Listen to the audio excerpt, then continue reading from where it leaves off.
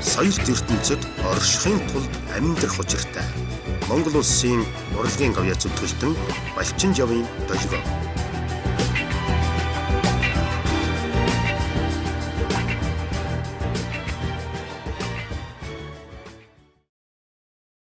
Сайн өрхөн үзэгчтэй. Манай Соёл кафе нэвтрүүлгийн ээлж дугаар Corporate Convention Center-аас эхлэхэд бэлэн болоод байна. Бид бүхний тав тухтай бүх нөхцөлийг хангадаг Convention Center-ийн Chairman ресторанд та бүхэн бас ирж үзээрэй. Маш гоё шүү гэдгийг дашрамд нь хэлчихье гэж бодлоо. Өнөөдөр манай Соёл кафений зочноор дипломатч онц бөгөөд бүрэн эрхтэлчин Таштаржийн баяр хүү хүрэлцээрээд байна. За сайхан намарч байна. Сайхан намарч. За би яриагаа нэг ийм манай Соёл кафе кофе цаагаар дайлдаг. Юу би бол американо ч тий. Би мөн американо. За тэгвэл хоёр американо. Лавров Монголд ирд юм аа. Тэгээд онгоцоор нэг жинстэй буугаад ирсэн чил боо юм болоод шуугилдаа шаагилдаа. Тэрнийг бол би бол хувьдаа юу гэж үздэг вэ гэхээр тэр бол Лавровын буруу биш баха. Надад явдлын өмнө сайд Оросын яг дэлхийд одоо нэр бүхий нөлөө бүхий дипломат шүний хувьд бол бас тэгж харагдах боловч яг тэр тухайн айлчлалын үеэр одоо жинстэй бууж ирэхэд болохгүй юм байхгүй байсан юм шиг санагдтыг миний хувьд зөвөр иргэний хувьд. Юу гэж тэр талыг жишээлбэл одоо ямны одоо олон жил дипломат албан зүтгэж байгаа өөрөшөө юу гэж тайлбарлах вэ тэр нэг. За мэдээж тэр ёслолын тэр жоон бол бас нэг тийм анхаа сонин үйл явдал болсон л доо. За манай хамбал яг өөнтгчтэй болсод монголчууд бол бас энэ зөв өөнтгч болсод их гүрэнтэй харьцахтаа бол жижиг мэдээ бас их тийм гомхоо байдлаар ханддаг явдал. Ялангуяа энэ хэвлэл мэдээллийн хэрэгсэл энэ нийгмийн сүлжээ сайтуудаар бол дэмий шоксон. Би нэг юу утгаар энэ дээр би ёслолын тийм үйл ойлголцол гэдэг юм уу. Одоо жишээ нь бол Улаанбаатарт Чингис хаан нисэн усны буудалд хүндэт харуул тасаад огтно гэж огт ойлгоогүй. Мэддэггүй. Тэрийг бол Оросын талд бол албан ёсоор заас ойлгуулсан тэр мэдэхгүй. Ямар ч байсан тэр чинь Шинжэнгөө нисээд Улаанбаатарт гинт өөрөөр газарчлаа. За тэнд бол хүндэт харуул улаан хавс дэвсээр ингээд сүлтэй болно гэж давар хөвдөө бол сайн мэдээгүй. За энд байгаа Оросын элчин сайдын яамч бас тэр талаар тодорхой мэдээлэл байгаагүй байна. Манайх бол хөрш орны гадаад хэргийн сайд учраас хүндэтгэл зүйлээд улаан хавс дэвсээр хүндэт харуул жагсаад гадаад хэргийн яамны төрийн манай зочлогдох яс. Зүгээр асуудал юунд бэлэгдсэн үү бэлэгдээгүй гэдэг. Тэндээ л байгаа. Тэрнээс тэр жинсэндээ бол асуудал байна. Тэгээд гол нь айлчлалын агуулга ач холбогдол айлчлалын үед ярилцаж хэлэлцсэн асуудал тохирсон асуудлаар бол онцгой чухал ач холбогдлоо гэж үзэж байгаа шүү дээ. Тэгэхээр бол тэр жинсний асуудлын нэг чухал асуудал биш, яригдах асуудал биш. Би зөвхөн энэ асуудлыг яагаад хүндэтсэн гэхлээр энэ хоёр орны дипломат ёсны дипломат харилцааны соёл гэж байгаа тийм ээ. Тэр этикийн соёлын асуудлыг л хүндэх гэж. Соёл кафе мөн нэгэнд одоо соёл гэдэг ухагтхууныг л задлж тал бүрээс нь ярихыг хичээдэг учраас би тийм асуултаар энэ ярилцлага эхэлсэн юм аа.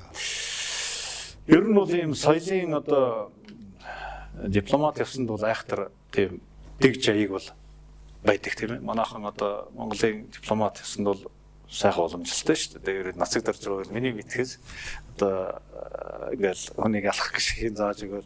Энэ маань өнөөдөр тэр уламжлал сайхан хадгалж явж чадж байгаа юу? Хадгалж явж байгаа. Энэ олон улсын харилцааны энэ хөгжлийн явцад дэлхийн нээлттэй боллоо, даяарчлаа, мэдээллийн ерэн зүүн болчлоо. Энэ бүх юм чинь дипломат яслалд бас нөлөөлж байгаа шүү дээ. Тийм учраас дипломат яслал бол тийм одоо хүн сурталт эсвэл дэндүү их нүсэр дэндүү их ажиллагаатай зардлагтай байдлаас бас баг зэрэг тийм ээ зөөлрүүлж бас уян хатан болгож тэгж өөрчилж байгаа л доо. Дэлхийн улс орнууд бол янз бүрийн төвшөнд бол дипломат яслал бол өөрчилж байна, шинжилж байна. Жохон хүндэрдэг байсан. Хөдөлгөөнд байдаг зүйл. Хөдөлгөөтэй. Прагматик нэлээд тийм хандлагатай болсон гэсэн үг.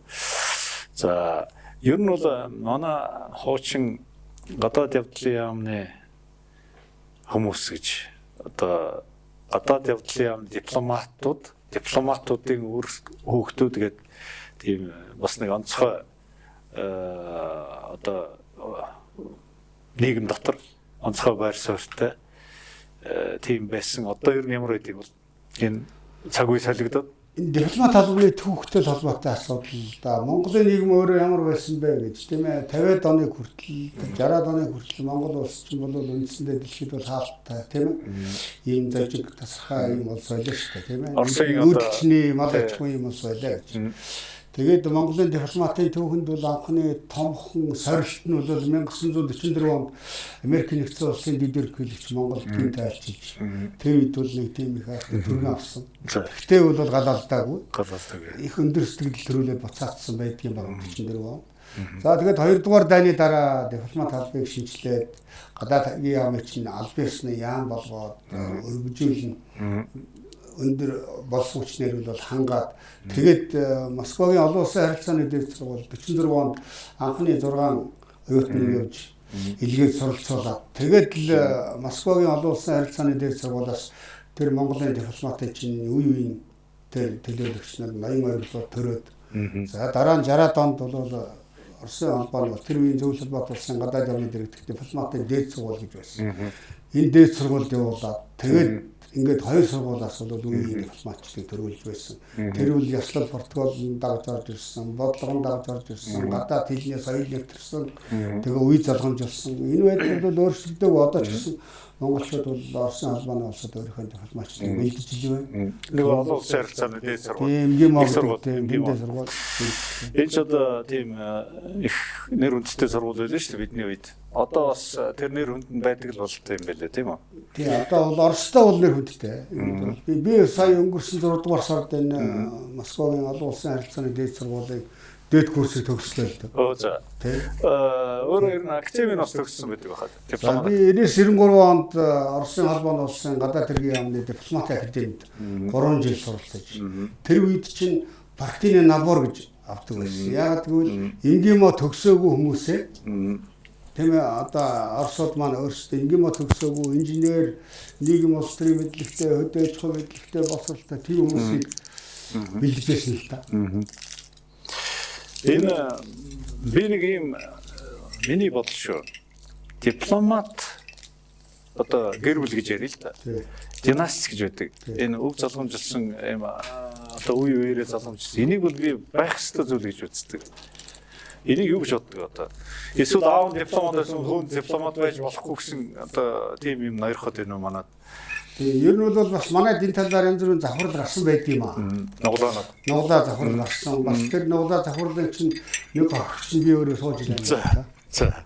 Яаж завхардаг вэ? Би 1974 онд Монгол Улсын их сургуулийн Монгол хэл уран зохиолын анги дэлсэж ороод тэгээд 2 семестр суралцахад бол онц сураад ингээд Москвагийн олон улсын харилцааны дэд сургуулиас явах оюутны танд ороод тэгээд бүр тэр зундаа бол Москва суралцах оюутны ахлагчныг томилогдоод энэ чинь гадаад паспортаа тэр үед 1000 төгрөг нэмж өгдөг, давуулж өгдөг гэсэн.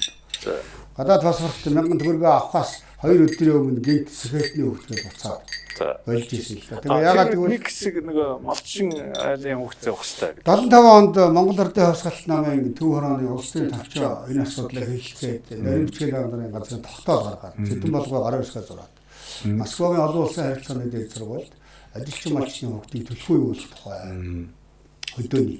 Тэр өгүүлбэр тэгж байдаг. Бүр тийм заалттай. Бүр тэр тогтоолын заалт. Тэгээд тэр заалтын дагуу та хасагдлаа гэж намайг асууж ирсэн юм хэлээ. Энэ бол бас төрсэн баяр хөө хэлмэгцэн байна шүү дээ. Тэгээ энэ бол бас нэг төрлийн одоо бас ноглаа завхрал л та тийм.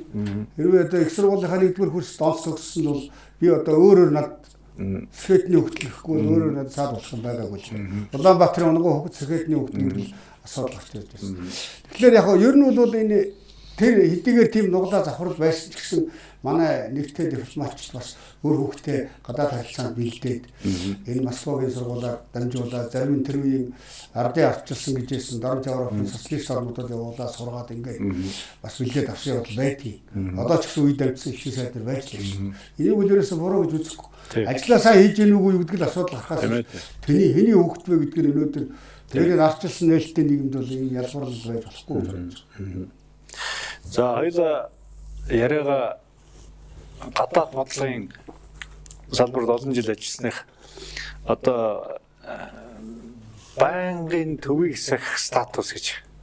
Одоо манай баярхуу дипломатч бол энэ дээр их хайхтар одоо хүчин чармаал гаргасныг би одоо мэддэг. Өнөөдөр энэ зөв юм уу буруу юм уу? Одоо юу гэж тайлбарлах? Энэ бол бас хоёр полярны үзэл бодол одоо зөрчилдөд нь шүү дээ өнөөдөр тий. Би хувьдаа боддгийг бас манайч одоо ямар ч нөхцөл байдалд геополитикийн хувьд юу байгаа вэ? Ямар газар байрлаад байгаа вэ? Гэхдээ хоёр одоо том хөрш маань энийг ойлгож байна уугүй юу тийм ээ? Зүгээр одоо бэртгчин тийм юм хүний хувьд бол бодогддог юм байдаг. Нуугаад явах тийм ээ? Тий. За би телевиз үзэгчдод танай телевизээр үзэж байгаа хүмүүст бас зориулаад энэ олон улсын харилцаанд банк төгсөх статус ба Монголын гадаад бодлого гэсэн энэ намаа бас аваад ирсэн. За. За энэ ярины дараа бол та бүхэнд би намайг дуусгана. Энэ бол энэ 2016 онд бас миний гаргасан нэг шинэ бүтээл байгаа. Тэгээ би энэ төгсөх асуудлаар өнгөрсөн оны 15 оны 9-р сард ерөнхийлөгч хэлбэгдээр төгсөх асуудлаар анхны санаачлал гаргасан. Өгүүлэл өгсөн өөрөө. Тэр өгүүллийн дагуу дараад нь асуудлыг засгийн газар хэлэлцээд, хүнсний хэлбэр байдлын зөвлөлдөр хэлэлцээд ингээд улсын их хурлд цааш нь уламжилсан, хуулийн төсөл олсолж өгсөн. За тэр үеэс бол би гадаад хэргийн амд өөрийнхөө албан үүргийн дагуу төгсөх асуудлаар ажлын хэрэгт орж ажилласан. За судалгаан дээр билээ суусан. За судалгаа болоод сурталчилгааны ажлыг бол бас хийж байсан. Тэгээд ерөнхийлөгчийн даалгавраар төгсөх асуудлаар баримт киноны зохиол бичээд тэр киноныхоо зураг авалтын ажлаар, судалгааны ажлаар Малт, Австри, Швейцар гэдэг Европын төгсөх сургалтад яваад ирж байсан. Тэгэхээр манад хамгийн ойрхон одоо тийм жишээ нь хаана вэ? Ер нь ойрхон жишээ гэж газар зүйг авч явахгүйгээр ер нь суралцуулалттай жишээ бол Швейцар байж болно шүү. Монгол Швейцар хоёр бол төсөлдлөнгийн хоёр улс шүү дээ. Хоёулаа ардчилсан нийгэмтэй бас жижиг улс их газар ташигдсан далайд гарцгүй улс. Швейцарын төв бол их гүрнүүдийн дунд ташигдаад яаж тэр улс өөрөө хөл дээр босч тэрсүүлсэн бэ гэдгийг гайхамшиг жишээ болсон. Ийм л төв байдаг л да. Мэдээж монголчин бас хоёр том хөрштэй. Энэ хоёр хөрш маань бол заримдаа халгаатай байсан юм бидэнд биш. 20 дугаар зууны төвийг аваад үзсэн. Тэгэхээр орчин цагт бол Монгол улс ямар ч улстай цэргийн холбоотон цэрэг стратегийн холбоотон улс биш шүү дээ. Тэгэхээр бол сүүлийн 25 жилд энэ ардчилсан аргалаас хойш 90 онд энэ хүйтэн дайнаас хойш дэлхийн социалист лагер нураад Монгол улс социализм байгуулахаа байлаад социалистийн ардчилсан юмруу шилжснээс хойш Монголын гадаад бодлого бол үндсэндээ төвөгсөх хандлагатай байсан л да. Шалтан төвөгссөн бодлого байсан. Ерөөс энийг ингэж хуульчилж, хуулиараа баталгаажуулж, эсвэл албан ёсоор зарлаж, тунхаглаж явуулаагүй ч гэсэн ерөөсөө сүүлийн 25 жилийн бодлого бол төвөгссөн. Дэлхийн бүх улс оронтой найрсаг харилцаатай. Анги нийгмийн ялгаа гэж бидэнд алга байна. Монгол улсын эрх ашиг энийг тодорхойлно. Манай эрх ашиг нийцжээвэл чөлөө шурамтай илэрхийл бэлэн байсан. Тийм гадаад бодлого явуулсан шүү дээ.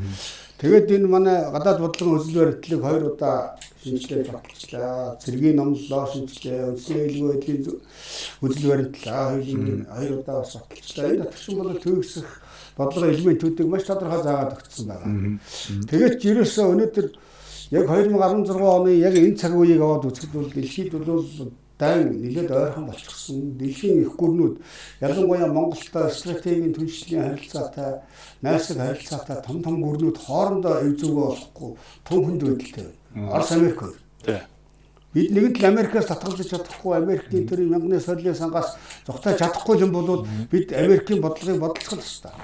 Бодолцлоо гэд бид Оросын эсрэг Америкийн тал зогсохгүй. Эсвэл Оросын тал зогсоод Америкийн эсрэг бид хөдөлж болохгүй болчихсон. Ийм л хүнд эвгүй цаг үе байна шүү дээ. Би яг одоо өөрөө нөгөө миний яг энэ асуух гэдэг гол зэг рүү ороод ирлээ л дээ. Жишээлбэл Америк Орос хоёр ер нь байлдах том ойрхон болчиход байна тийм ээ. Одоо ямар ч хэлсэн буужингаа одоо юуны яриагаар бол хэрвээ ийм одоо муугаар ярил ийм болвол яах вэ гэдэг асуудал байгаа байхгүй юу тийм ээ. Монгол улс яах вэ? Ямар байрсаар өөрөө ерөөхдөө яриад эхэллээ л. Тэгээ энэ сонирн байна өнөөдөр. Монгол улсын гадаад бодлогч нь бол тэнцвэртэй нээлттэй олон талбарт гадаад бодлого. Бас прагматик гадаад бодлого.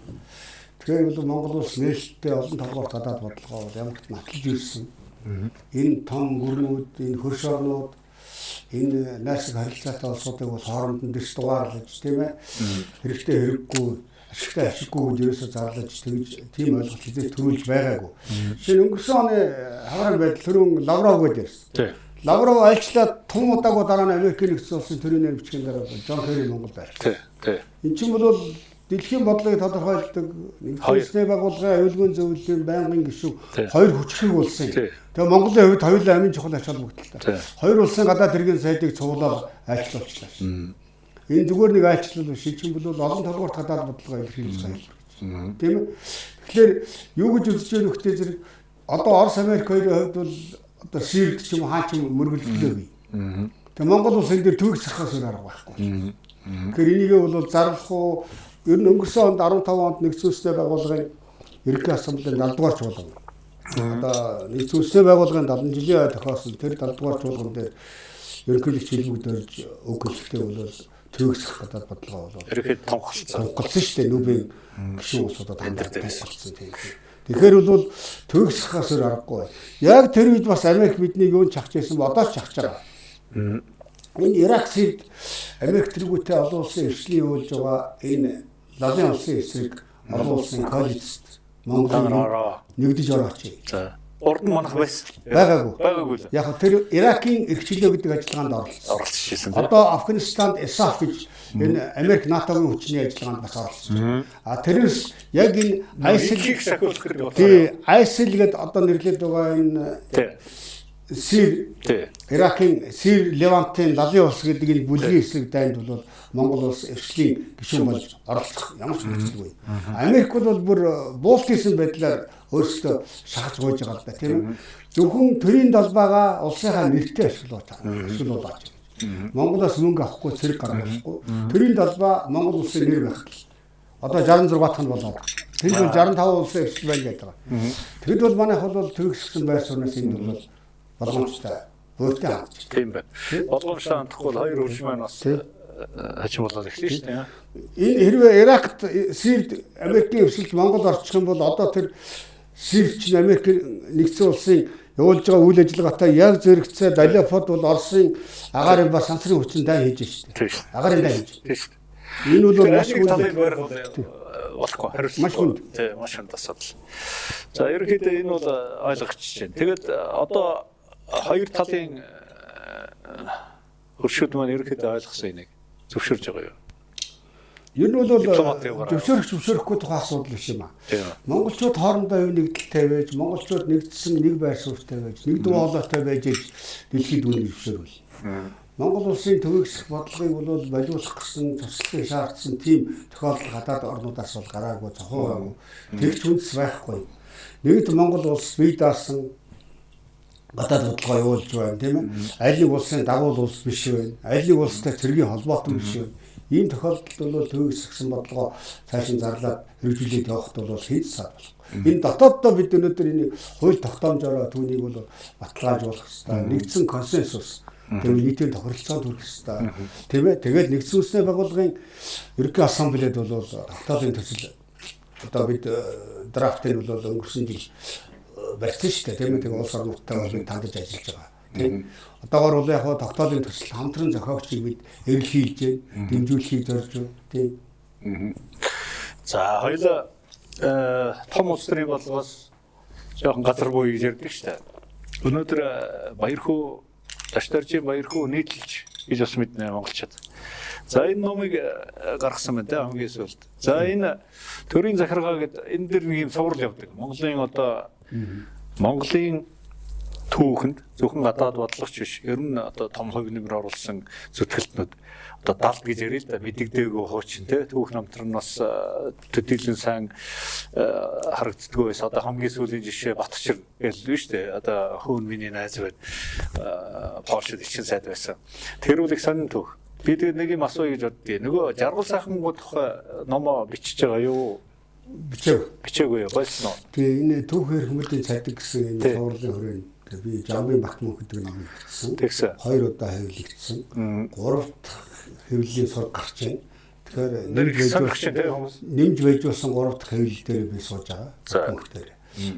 Баярын жаргал сайхангуун тухай номер бол ороогүй байна. Ер нь бол орох юм уу? Ер нь одоогоор бол тийм шийдсэн төлөвлөсөн зүйл алга.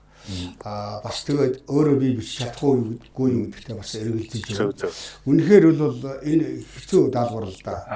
Ер нь Батмунхийг бичгэд би анх их шантарч байсан л да. Тийм ээ, танихгүй бидэхгүй Батмунхийг гаргаж тавина гэдэг бол маш хэцүү. Ингээ яг сүүлд нь номынхаа цаана гараад үзсэн. Одоо манай найзууд нөхдүүдийг ярьж байгаа, одоо манай уншигчд ярьж байгаагаар бол Батмунх судал гэдэг юмд би бас хөвтэй оролцсон байх гэсэн ийм бас сэтгэл үнэмшил орон зэрэг байгаа л да. Нэг юм асууя. Бүүмөрт гэдэг нэг кино би эртээд үзлээ сая энэ сонгуулийн өдрөөр. Тэр киног үзсэн үү? Тэр Батмунхын тухай кино. Уран сайхны кино. Тэ уран сайхны кино. Одоо нэг Мөнх хот хэрэглэх газрын дарга болсон Мөнх хот сценарийг нь бичсэн. Тэр киног үзээгүй юу? Үзээгүй. Тэрнийг үзээрэй. Ерөнхийдөө Батмунх судал гэдэг юм дээр бас тийм сонин одоо факт баримтууд гаргасан кино харагдана лээ. Би зүгээр энэ сэдвийг яваад хандаад байна гэхлээр энэ авар цэцгэн тухай юм бичиж болдгоо юм. Бичмээр л байна. Уникум байсан байгаа байхгүй юу? Бичмээр л байна. Авар цэцгэн өөр хүүхэд одоо энэ зургтыг өнөөдөр авар цэцгэн өөр хүүхэд ач зээнэр хэрвээ харц суудаг бол үзэж байгаа бол надтай холбоо өрж болно. Тэмээ энэ телевизээр дамжуулан надтай холбоо өрж болно. Би энэ төрийн захиргаа сэтгүүл дээр энэ төрийн захиргаа сэтгүүлийн эрхлэгч нь бол миний найз доктор Бацсух.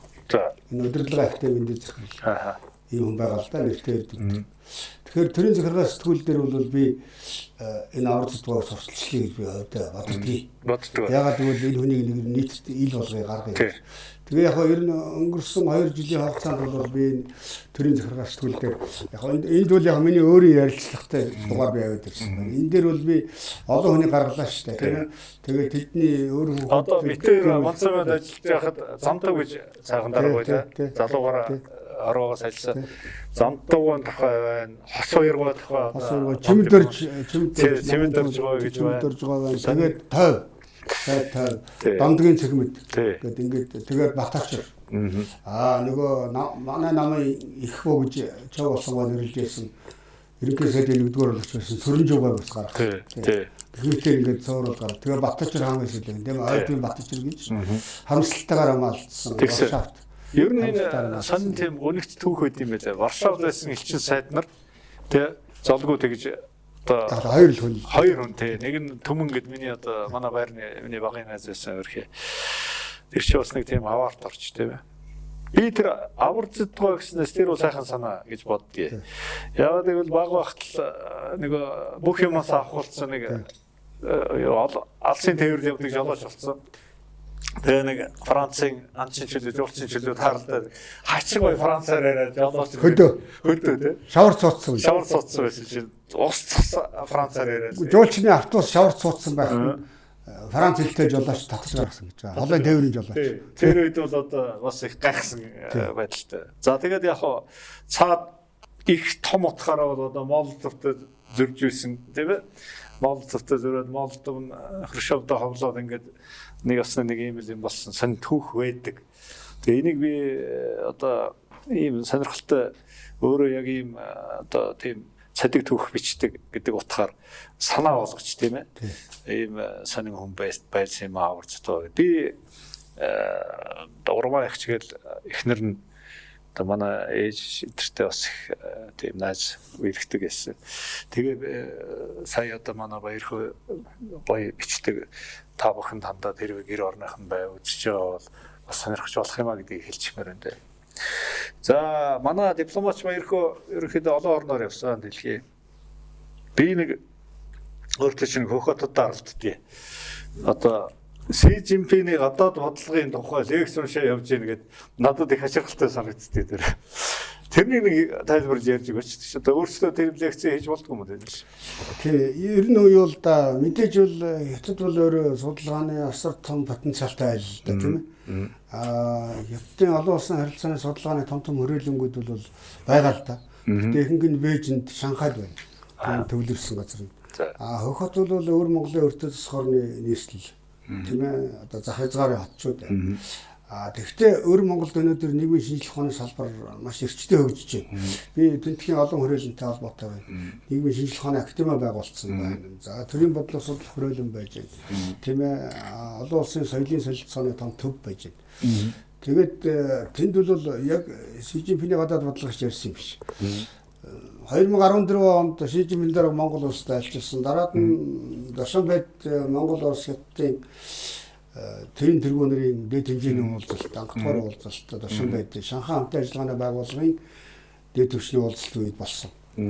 Тэр талаар Монгол Хятадын харилцааны асуудал бол тийм Монголын талын байр суурийг ялангуяа Монголын судлаач эрдэмтэн ямар өнцгөөс яаж харж ярьдгийг бэ? Энэ Хятадын бүтээн байгуулалт болоод энэ Хятадын гадаад бодлого, энэ дэлхийн дахинд болж байгаа Хятадын глобал бодлогыг хэрхэн үнэлж дүгнэдэг бэ гэдгийг сонирхож надаар лекц уншуулсан л да. Тийм сая тайлбар юу илэрхийлэхдээ буруу ярьчихсан. Зүгээр тэр бол тэр сонирхох нь зөв. Хятад гэснээс өөрөө Хятад судлалыг бас нэлээд оролцсон хүн гэж би мэдхийн. Өнөөдөр саяхан одоо Си Жинпиний фракц гэж яриа л да бүлэгл одоо сая хүнийг авилгын хэрэгээр гэвэ тийм ээ. Одоо Монголын 3 хүний нэг гэдэгтээ тоогоор үлдүүцэх ийм том тэмцэл явуулжээ. Энэ тэмцэл нэзэд дууссан. Өөрөө чинь бодлоор бол одоо тийм юу байна уу? Энэ талаар би тодорхой судалгаа мэдээлэл алгаа. Тий. Гэхдээ бол энэ чинь тэрбум 300 сая хүнтэй энэ том улс үндэстэн дотор 1 сая авилгачин байх бол энэ хүндэлтэй. Энэ асуудал биш. Энэ бол 1 сая гэдэг тоондоо биш баг.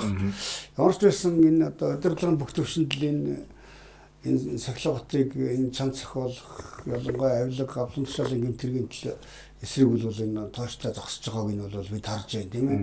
Энэ ялангуяа энэ Хятадын ардын чөлөөлөх харим дотор мэдлэн цэргийн баруудын хэрэг гээл тийм 40 хэдэн генералыг нэг дор нэг амаар тийм ээ бүгдийг баривчлаа шийтгсэн шүү дээ тийм ээ. Энэ бол зогсохгүй л дээ. Тэгээд ер нь Азийн орнуудын үндсэн дүр төрх нь бол авилга болоод шагнал урамшил интернет бол ялгархаа байцсан олон мянган жил үе уламжилчихсан зүүн Азийн зүүн Азийн орнуудад байдаг энэ уламжлалыг бол өнөөдөр авилгатай шууд ингээд холбоход их хэцүү. Энийг бол ялгаж салах. Тэр чинь нэг хоол идэхтэй соёл нэг хоолны соёл гэж тэрэн дээр аваачаа тэр авилгаа хольж утгаад байгаа ч юм уу. Тэ нэг юм сая солонгосууд одоо тэр нэг лимит тогтоосон байна шүү дээ. Бас нэг 30 мянган воноос илүү юу явах бол болохгүй болж шүү дээ. Тэд бол 20 жилийн өмнө лимит тогтоосон шүү дээ. Тэгэл тав этэр хөхөтөд байхдаа тэр найр наадам дотор харсан шүү дээ. Тэр 20 жилийн өмнө тогтоосон лимит хайцсан байна. Гадаадын зарчим 4 хоолоос 4-өөс илүү хоол өгч болохгүй гэдэг. Тэгэл энэ чинь совсоор нөгөөх нь бол бараг 40-тай болоод. Тийм ээ.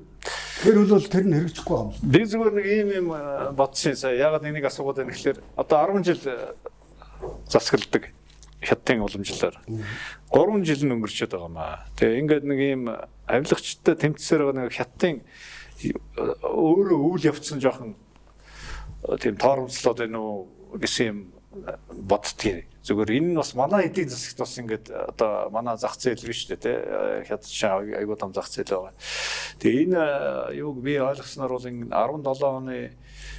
оноос хойш одоо Си Жинпин яг нөгөө еврогоо орноо. Эдийн засгийн том реформууд одоо энэ бүх юугаа хөтлөж эхэлнэ. Одоохондоо би бол энэ улгаач авилгач нартай тэмцээд энийг цэвэрлэхээ гэсэн юм би зүгээр болж байсан. Тэгээд хэр зэрэг одоо хөргөлтэй гэж асууад байгаа ч тийм очроод тахтай. За тэр үнэн байна бодлоо нэмээд үнэн байвал сайн л үст тийм ээ. Бид нар л бас одоо бидний имийг бодлож явна гэсэн нэг ясна.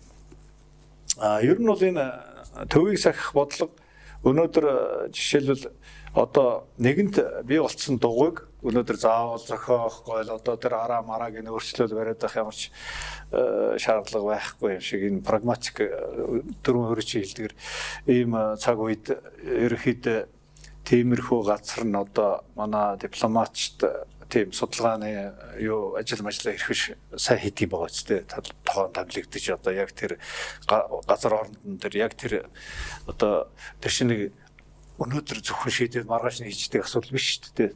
Бүхэлдэн улс төрийн бодлогын систем явж байгаа учраас тийм бодлого бол хийдэг байгаа ч тийм ер нь бол тийм манай ер нь бол манайд бол гадаад бодлогын судалгаа амжилттай явж байгаа л да. Тийм ээ одоо хэд хэдэн хүрээлэн байна, олон эрдэмтэд байна, тийм ээ бүр сургуульч байна.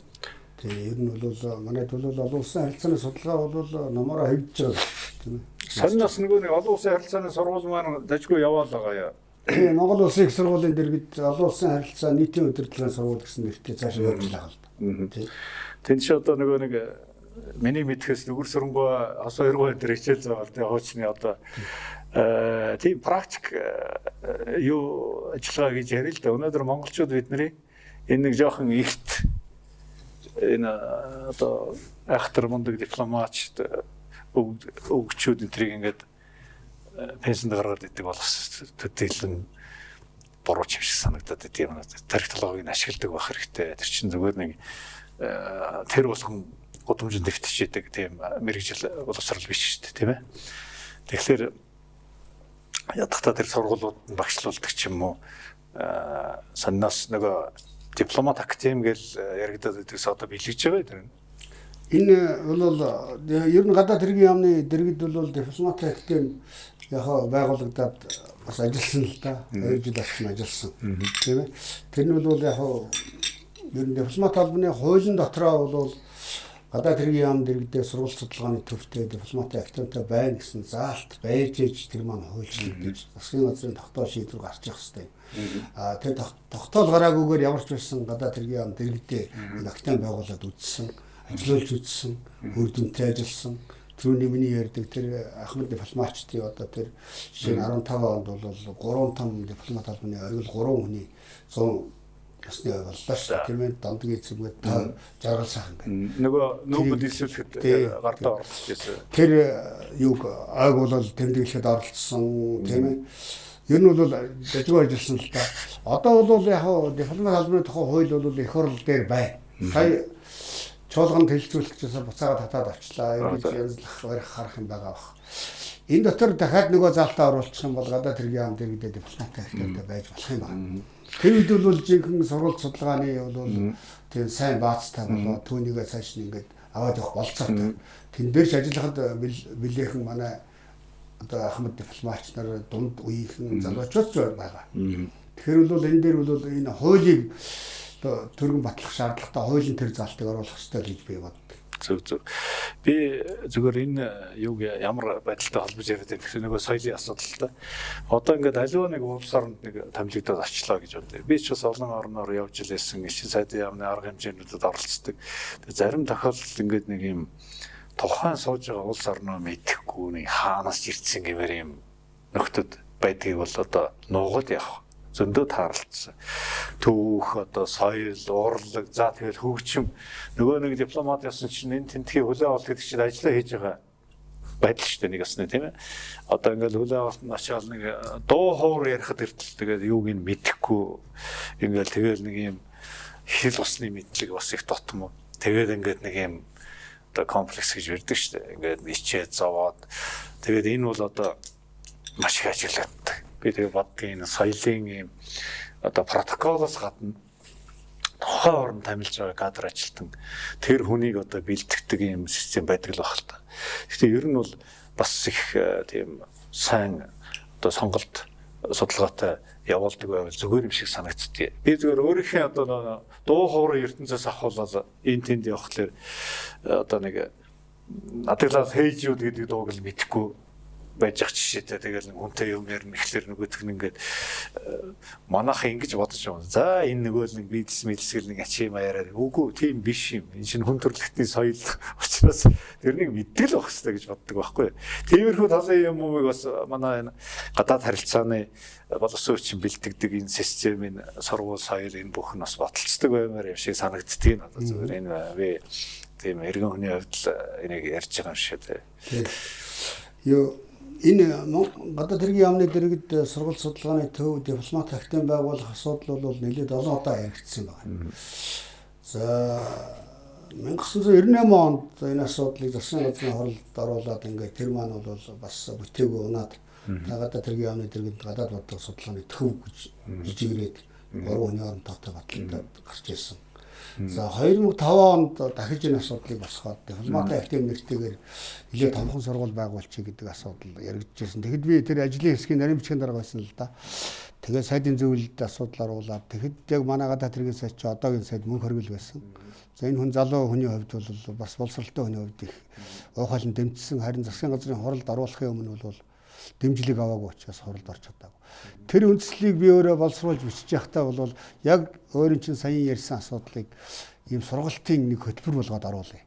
Гадаадд томилогдож байгаа дипломатчид, гэр бүлийн хүмүүс, техник ажилтнууд, жолооч нарт сургалт явуулъя гэж.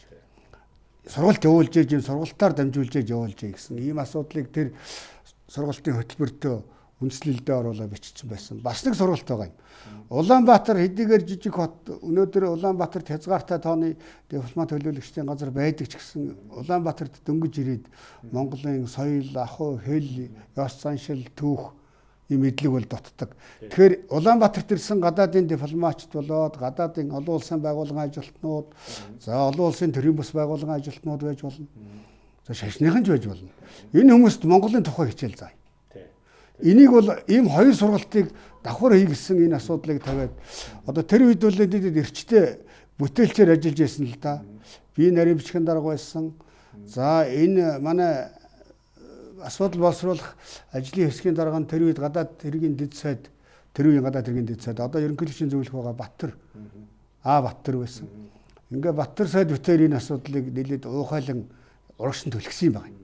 Тэгээд унтсан нэг юм явуулъя. Тэгэхээр одоо бол би бас өөрөө нөгөө урд нь олон улсын харилцааны сургуульд бас олон жил багшилсан 10 хэдэн жил багшилсан хүн шүү дээ. Одоо жинхэнэ нөгөө Дүүр Сүрэнгуй Хос хоёргоо нартай чинь цуг ажиллаж байсан хүн. Тэднээс би суралцж ирсэн. Тэгэхээр бол Дүүр Сүрэнгуйн философи байдیں۔ Ерөөсөө гадагшаа явж байгаа бүх хүнийг сургалтаар дамжуул. Тийм шүү дээ. Энэ хэцүү. Тийм ээ? Тэгэхгүй явцдаг учраас л нэг Монгол улсын дипломат албанд ганц хоёр юм алдаа оноо элдв юм гараад ингээд тийм ээ. Тэгээд тэр чинь нэг дипломатч тэр гэхгүй Монгол дипломат л гэж ярина.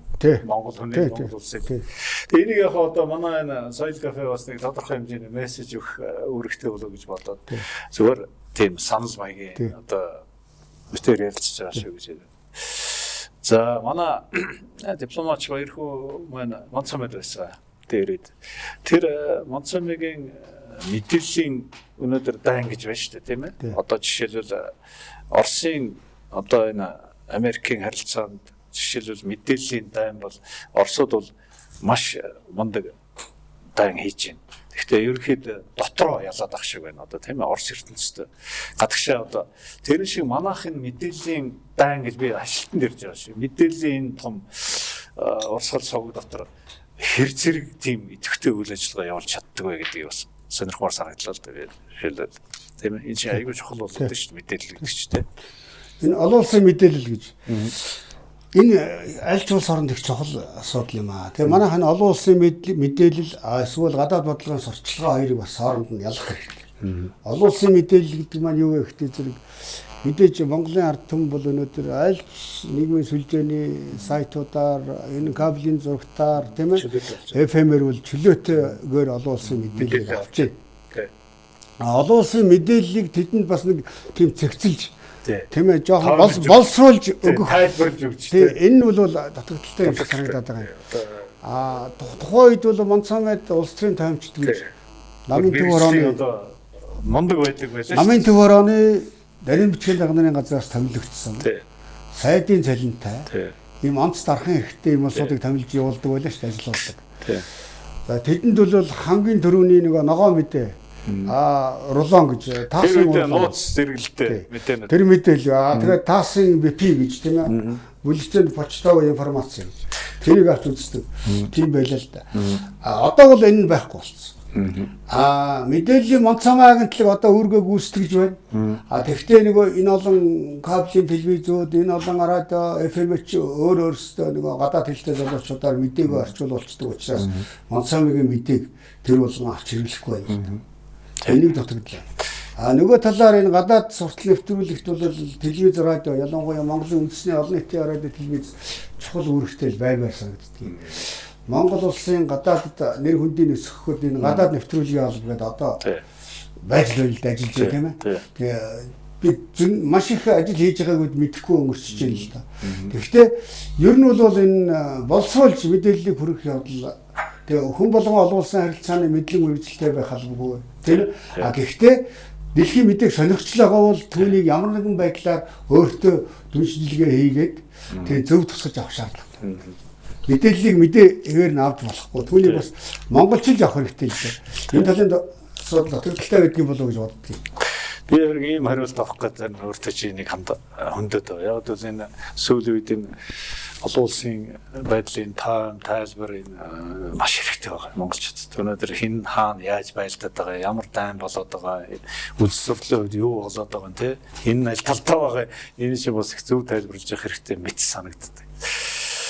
За энэ талаар бол одоо нөгөө юугаа нийтлэлийнхаа үйл ажиллагааг явуулж байгаа үстэй. Би бол Монголын шилдэг нийтлэлтийн клубын гишүүн. Баабарын сайт тэр миний нийтлэл тогтмол гардаг. Гой сайт шүү. Би байнга ордгийн тий. Манай үзэгч олон өөрөө ч гэсэн хэлэхэд нээлттэй байна. Тий. 10 нийтлэлээ гаргасан. Тий. Тэгээд үргэлжлүүлээд 11 12 дахь руугаа яад орохгүй. Яг хаа тэгээд ер нь бол орно ямар ч байсан тий. За өнөөдөр ингээд битэрийн ярилцлага одоо тодорхой цаг хугацаатай байдаг. Тэгээд зөндөө юм ярих одоо тийм нөөцтэй гэж би мэднээр чинь.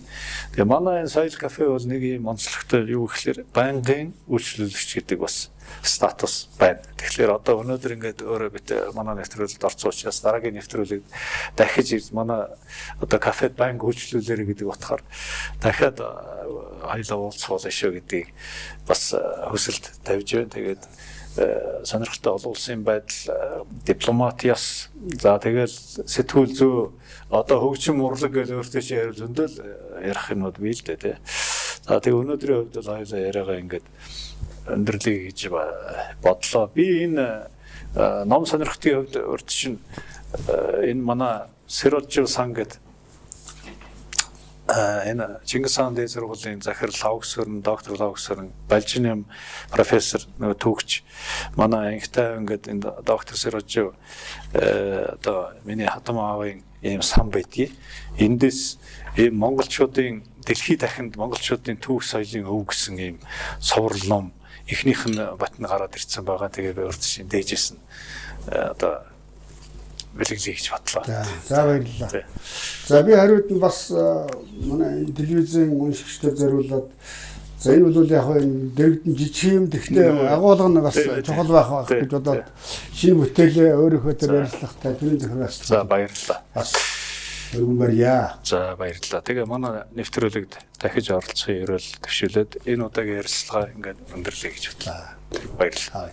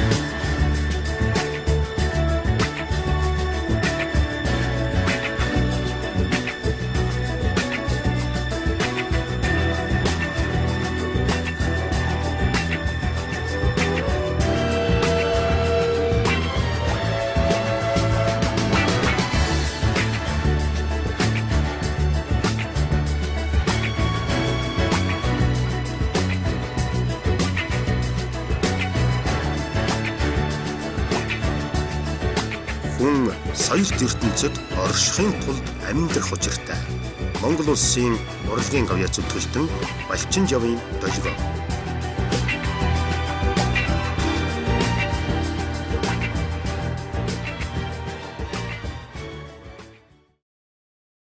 Хүмүүсттэй. За улам жил ёсоор манай өнөөдрийн нэвтрүүлгийн 2 дугаар хэсэгт хөгжмийн урлагийн талаар яриа өрнөдөг. Би өнөөдөр зочноор дуучин Хишгийг өрөөд байна. Хишиг жаргал. За манай Хишиг жаргал бол одоо Universe Space Songs-ын бүтээгдэхүүн. Universe Space Songs-ын Songs-ос хойш одоо нэлээд тийм хайхтар дуунууд дуулж CD-гээ гаргацсан байдаг тийм. Яг одоо ямар ажил дээр сууж байна, ажиллаж байна? Яг одоо 11 сар ингээл гарах гэж байна. Тийм учраас энэ бол шинэ жил гэсэн үг байна. Миний хувьд бол урлагийн хүмүүсийн хувьд 11 сараас шинэ жилийн ажлууд эхэлдэг. Тийм учраас шинэ жилийнхээ одоо бэлтгэл рүү ажлууд орж байна.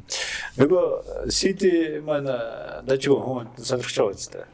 Ер нь бол юу яасан өнгөрсөн онд 2016 онд яг энэ шинэ жилийн хамгийн анхны шинэ CD болж гарсан. Тэгээд Hi-Fi-аас бол одоогийн байдлаас 3 сард илүү 4 сард шилдэг pop цомгоор борлуулалт сайтай байна гэж мэдээ гарч ирсэн. Тэгээ одоо бол яг ямар хэмжээнд байгааг нь сайн байна. Би нөгөө сүүлд хатан зүрх гэж дууг шин сонсоод их таалагдлаа. Нэгдүгээрт гоё дуу болсон. Хоёрдугаар миний охины дуу болохоор би их тийм бэлгшээгээд одоо охин маань ингээд бас дуу зохиодог, ер нь зохиодог ч байсан л та. Тэгээд сүүлийн үед хийж байгаа дуунууд нь бол их хөөрхөн аятайхан болоод байгаа санагдтыг. Тэгээд энэ хатан зүрх дуу маань үндэсний хэд баруудад орсноо би үндэсний шилдэг 21 дууны одоо 11-т явж байгаа.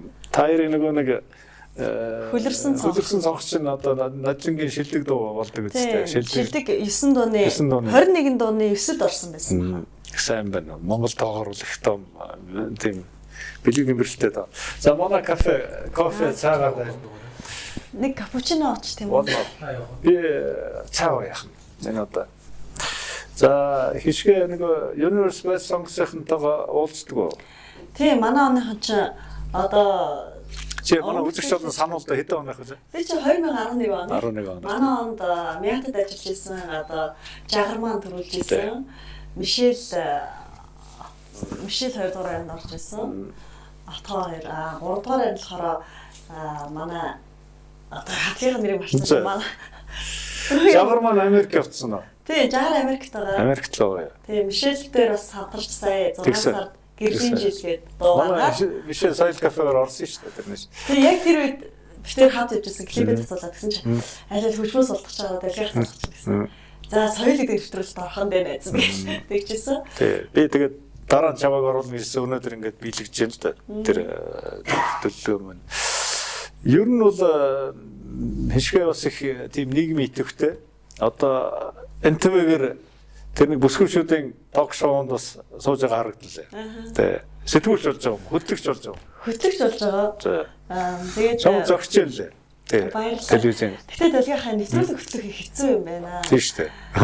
Их тийм одоо юу гэдэг их юм унших хэрэгтэй юм байна. Бэлтгэх хэрэгтэй. Зүгээр нэг яриад авах биш шүү Тийм. дээ. Зүгээр л ингээл хөөрхөн харагдаад яриад авахтаа гол нь биш гэдэг гэдгийг аюул сайн ойлгож байгаа. Хүний асуусан асуултанд бол хариулах бол амархан байд юм байна. Хүнээс арай яг хүсэж байгаа асуултандаа тийм хүсэж байгаа хариулт аавна гэдэг бол хэцүү байд юм байлээ. Өчигдөр гэхэд би одоо за соёлын нэвтрүүлэлт орох нь. Тэгээ би соёл гэж юу юм? Юуны талаар би бас одоо судалгааж авахгүй. Тэгээд яг судалгаа одоо тэр ном. За юу юм? Яг тэгээд хэлдэ. За соёл гэдэг чинь ийм үг юм байна л да. Соёолох гэсэн утгатай. Одоо үг язгуур нь үгнийхээ хувьд л тийм юм байна. Тэгээд эртний одоо грекийн соёлыг анх судалж эхэлсэн байна. За тэгээд Платон за Аристотель гэдэг энэ хоёр чинь нэг нь болохоор нөгөө хувь хүний соёл, хувийн нөгөө индивид Энд хувь юм. Тийм хувь хүний соёлын талаар. Нүүд нь болохоор коммунист нөө коллективтэй байдаг соёлын талаар Платон ч тэрийг хамтын соёл. Хамтын соёлыг эзэлж энийг томьёолж гаргасны дараагаар Аристотель гэдэг хүн чинь тэр одоо хувь хүний одоо тэр Америкчуудын соёлыг хэлээд байгаа шүү дээ. Зөвхөн одоо миний ирэхээр чиний ирэх хязгаарлагдана гэсэн соёлыг одоо үндэслэж гаргаж ирсэн. Томьёолсон гэсэн тийм томьёо юу гэдэг лээ өгүүлбэр олж ирсэн. Одоо жамд хэрэг болно энэ чинь. Ер нь бол ардчлал гэдэг чинь шүү дээ хамтран амьдрах соёл шүү дээ ер нь.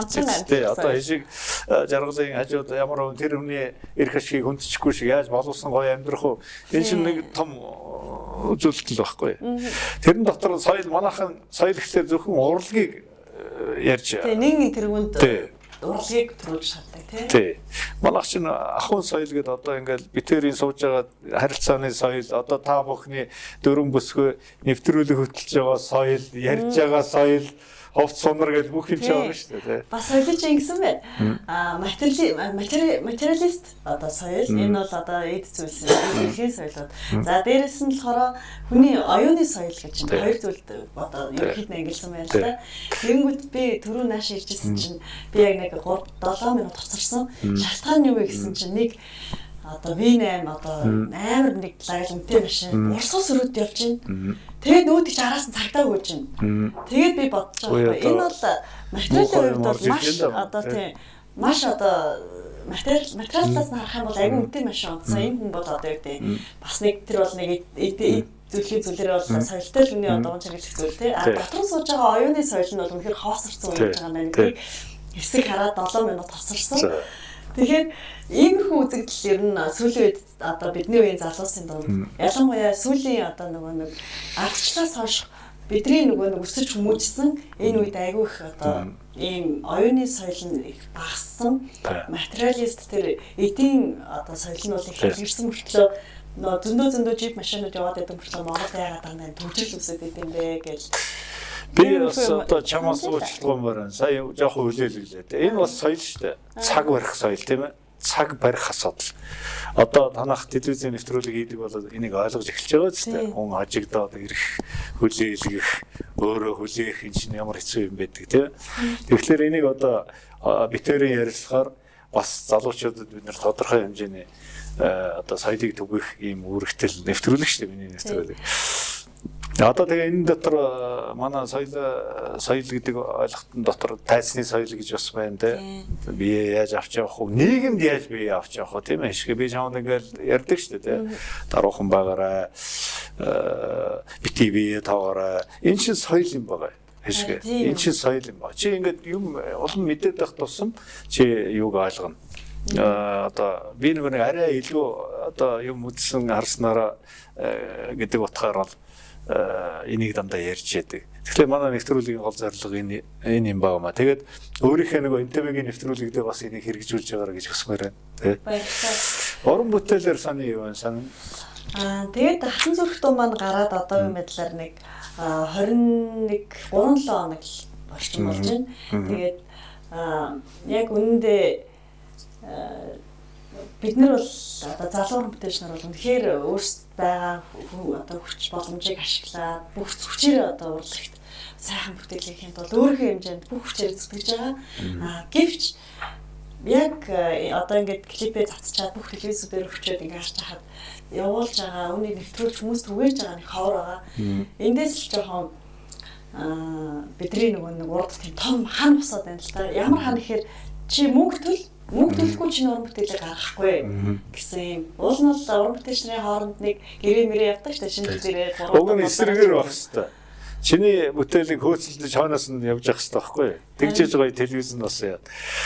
Манайд нэг харагдаад байна. Энийг бол яг хоо ерөнхийдөө бодлого одоо энэ би сүүлийн үед сонссон энэ хямд төсөр одоо дууны урлагийг их айхтар одоо хямдруулж доош нь унгааж үн цэнийг унгааж байгаа юм асар бурангүй юм яваад байгаа.